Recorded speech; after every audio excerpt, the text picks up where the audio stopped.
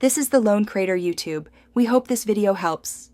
In this video, I will explain how to get the Voyager rod fish. To begin your journey, you must first reach a fishing skill level of at least 250. This ensures you have the basic proficiency needed for the challenges ahead. Next, ensure you have completed the Ocean's Bounty questline, as it unlocks crucial areas and interactions necessary for the rod's acquisition. Before you embark on the main hunt, several preparations are essential. You'll need to gather 50 glimmering scales, which drop from specific deep-sea creatures in the sunken grotto.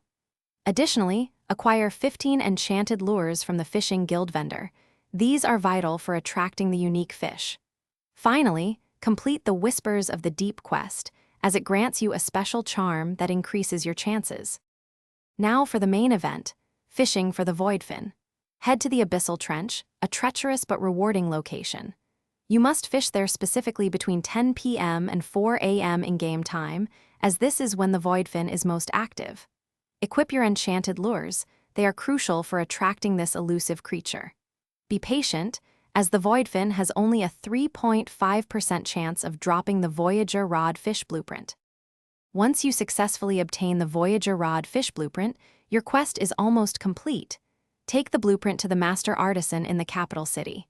They will craft the rod for you, but it requires 10 void shards and 500 gold for their services. With your new rod, you're ready to conquer any fishing challenge. Don't forget to check the description for a link to the Echo Dot smart speaker and other great deals. Thanks for watching. Consider subscribing if we helped you.